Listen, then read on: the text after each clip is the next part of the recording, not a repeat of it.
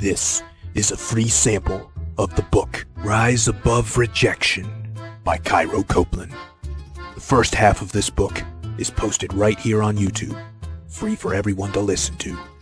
If you like this content and want to hear or read the rest, or want to listen to it free of ads, visit reinventideal.com/reject.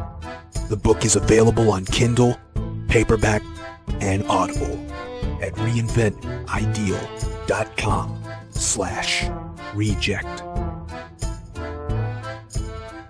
Chapter 3. How the Blue Pill Poisons Prospecting Males. We've spent years trying to build up the self-esteem of an entire generation and have created a world in which the word no carries more power to wound adults more deeply than ever before. Teenage males believe the solutions to their problem are money, hot transportation, expensive dates, gifts, excitement from an expensive lifestyle, muscles, height, hot sex, perfect facial symmetry, popularity, acting like a jerk, and having a big dick. These are all assumptions, but developed for a reason. Lack any of those, and that's why he believes girls are not dating him. The generalizations are easy and convenient to believe.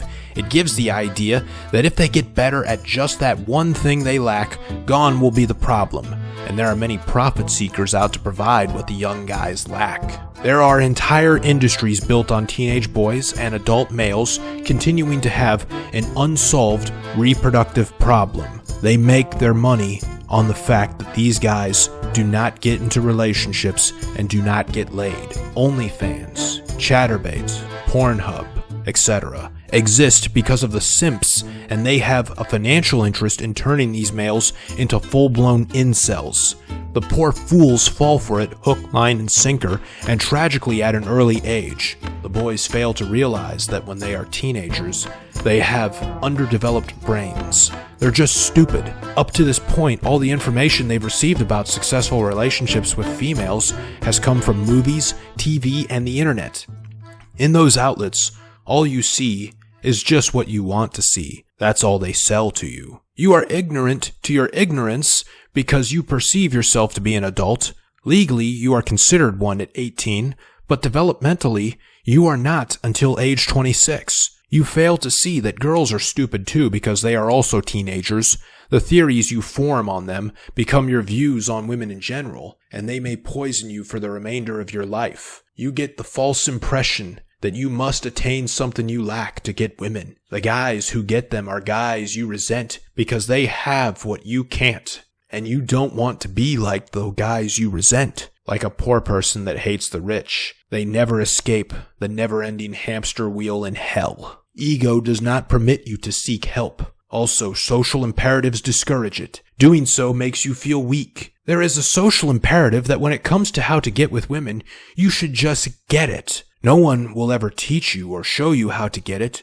You're supposed to just know. That's why you wouldn't be caught dead reading a book on dating advice or a lure in public. That's also why pickup artists were ridiculed, targeted, and shamed into the dark corners of the internet. However, the advice you can receive from female dating coaches is perfectly acceptable and approved of by the world.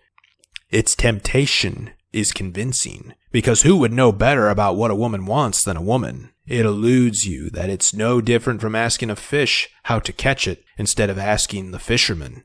But if you want to be a lifelong incel, take your dating advice from a female. Worse yet, these coaches have no idea what it's like to be you. They have never lived nor understood life as a male.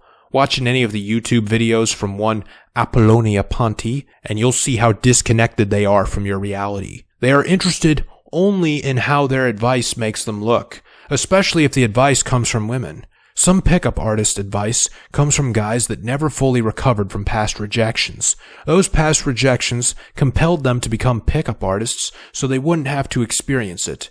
It was the spiteful motivation mentioned earlier. They focus on the impression they are making, not the solution. Parents are even worse. They say more shit like, "Don't worry, son, you are special. You'll meet a nice girl someday." They might even shit on your rejectors. "She didn't deserve you." That's just their piss-poor attempt to make you happy.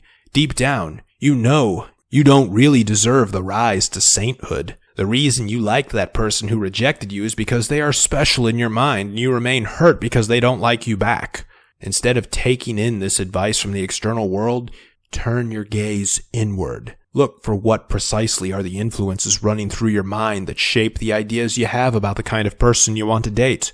What are your expectations of these women? This will do more than just make rejections less painful. This will also have you get into less bad relationships with the wrong people, especially when that is used as a refuge against rejection. You're bullshitted daily by movies, TV, YouTubers, lifestyle bloggers, Instagrammers, and pop stars. Their purpose is not to teach you or talk about the harsh realities of life. They exist only to set unattainable standards for you, so you keep buying shit you don't need but are convinced you do. You want what they have, not realizing what they have is fake, particularly in this age of social media. Girlfriends from movies do not exist, even while the strongest thought you have while watching them is that you deserve someone like that. The fantasy e-girlfriend is additionally poisonous. How often you see her posts tells your mind that you are deserving of her. She becomes your criteria for a future partner. In pursuit of this fantasy, you detach yourself from reality, personal development, a great career, self-awareness, emotional intelligence, and evading and minimizing traumatic experiences. When the world fails to live up to that fantasy, you start to think, what the fuck is wrong with everyone? When the truth is that your fantasy is what's wrong. The rejection stings more because you are comparing yourself to people you've never met and have no real legitimate data on, while comparison is the thief of joy. Comparison to something fake is the murderer of it. You have no real data on why you got rejected.